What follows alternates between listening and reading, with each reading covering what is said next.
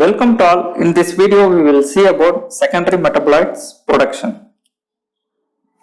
Secondary metabolites are the compounds produced by the plants which are not directly involved in the primary metabolic process, such as photosynthesis, respiration, and protein biosynthesis, etc. The compounds alkaloids, terpenoids, glycosides, latex, tannins, and phenylpropanoids are secondary metabolites produced by the plants, and these secondary metabolites serve as a chemical interface between the plant and its surrounding environment, such as biotic and abiotic stress tolerance, attracting pollinators, etc. In general, secondary metabolites broadly grouped into four categories. The first group is terpenoids. The terpenoids are oxygenated isoprene compounds with 5 to 40 carbon atoms. Under these, the essential oils and geraniols isolated from citronella, linalool from rose, taxol from Pacific yew tree, and rubber are the examples of terpenoid compounds. Next category is phenolic compounds. Phenolic compounds contains aromatic ring with OH groups, vanillin, chiconin, flavonoids, cyringaldehyde, anthocyanins, salicylic acids, the ingredient for aspirins, and lignins, tannins comes under these categories.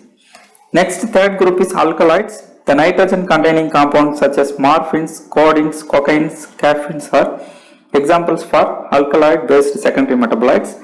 And fourth group is glycoside groups. Generally, these groups contains carbohydrate compounds by glycosidic linkages. The example is cyanogenic glycosides, which are highly toxic, such as hydrogen cyanide produced by the sorghum, corn, etc.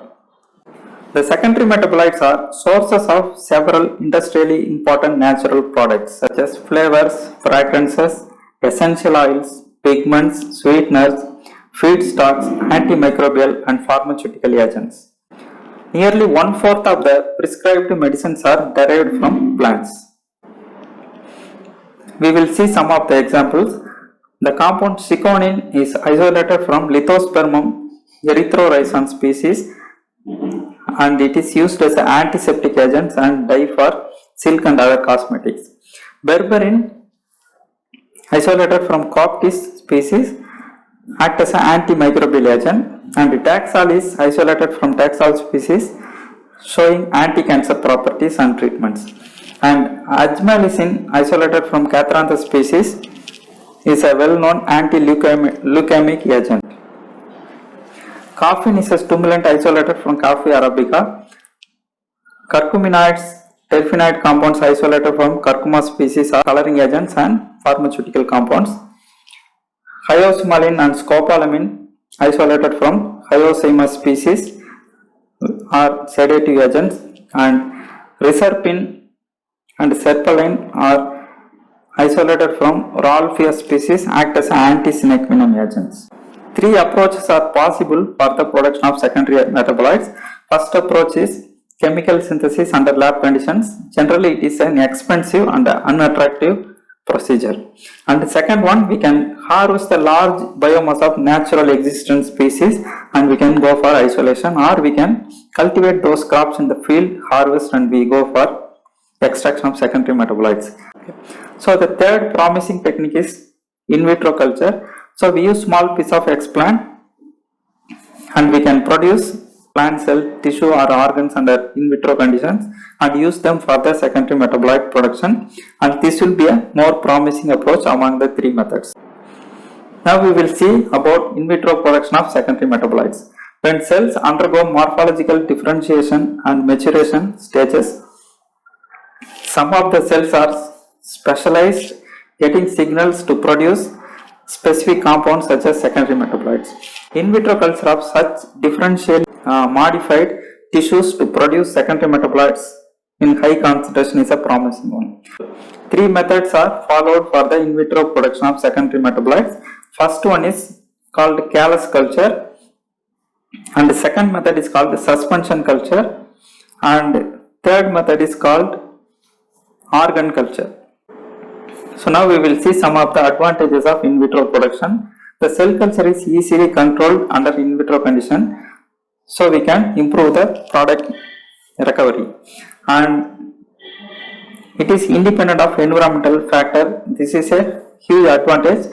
We can set up the lab in any conditions, atmospheric conditions, either low temperature geographic area or high temperature geographic area, whether it is inland or outland. So this will provide such advantages. We can produce new mutant lines with high secondary metabolite productivity tissues and cells through somoclonal screening. And the compounds are produced as per the market demands. Since everything is predetermined, we can easily calculate and produce according to market demand. The production time is less and minimal labor is involved.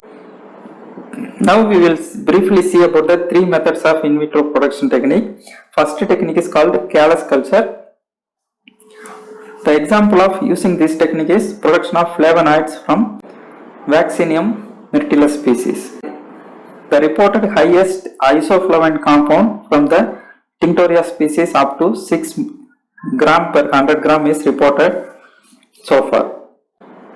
And the addition of elicitor to the growth media compounds such as heat-killed Pseudomonas aeruginosa, linoleic acid, chromium trichloride, jasminic acid, substituted anylides, iodoacetic acid compounds trigger the production of flavonoids in the callus culture cells. And the challenge is stable and optimized callus culture production technique is a prerequisite for production of secondary metabolite using callus as raw materials. In general, the callus contain less proportion of flavonoids than the tissues harvested from the natural existence. The second method of in vitro culture is suspension culture.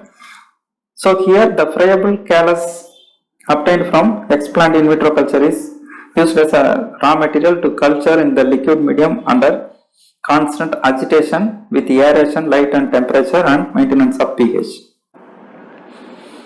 The key advantage is it can be optimized to provide a continuous, reliable source of natural products in automated fermenter based bioreactors. The interfering compounds present in the natural biomass is eliminated since we culture only individual cells or clump of cells.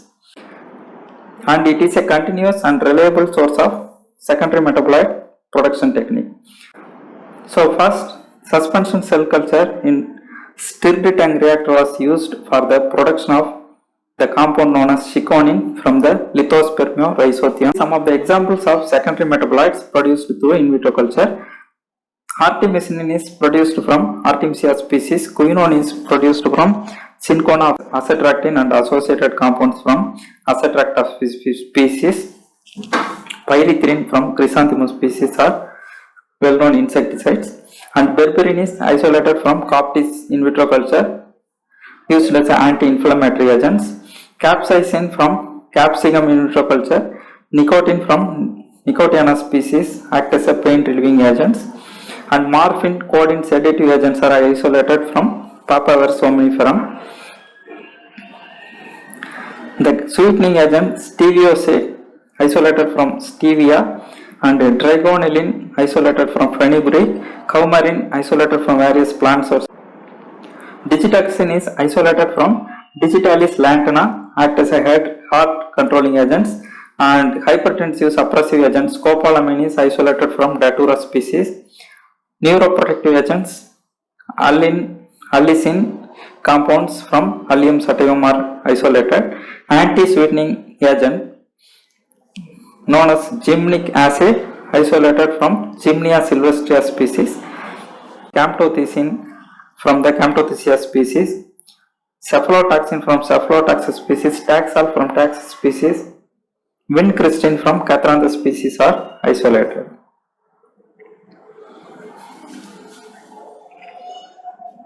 And antibacterial agent berberine is isolated from Coptis japonica. In general, three methods are followed in suspension cell culture for the production of secondary metabolites. The first method is known as batch culture system. In this culture, in a liquid medium, the friable calli are added, and for a constant period the cells are allowed to grow. The cells grown in a fixed volume of liquid medium for a constant time with agitation is harvested and used for the production of secondary metabolites. The second method is called continuous production of secondary metabolites, or we can call it as continuous culture system. So here the culture is continuously supplied with nutrients by the continuous inflow through a inlet tube. At the same time, the constant volume of the grown cells in the culture medium comes out through the exit pipeline. The third method is called semi-continuous culture. Here the addition of fresh medium and the removal of the culture medium is manually controlled at regular interval of time, and this method is called the drain and refill method. Both the phases of cell growth in one of the system called batch culture technique.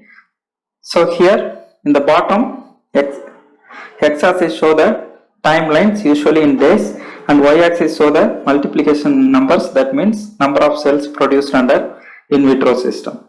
The stage 1 is called lag phase. This stage is initial period after we inoculate the friable calli. So the cells will take time to adopt new environment and prepare themselves to multiply at this stage.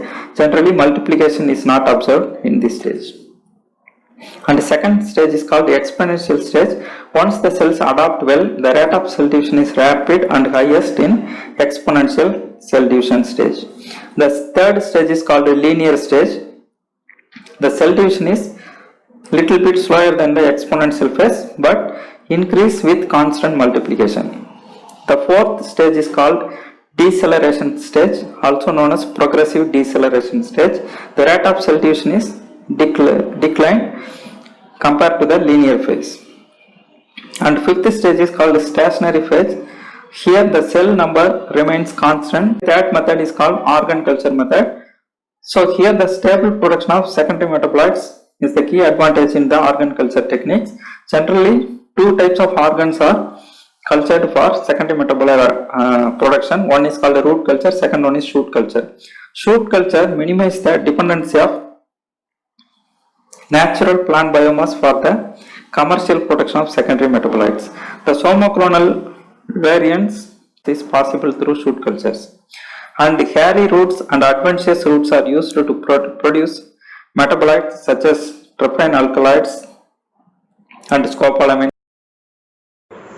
Hairy root cultures and adventitious root cultures.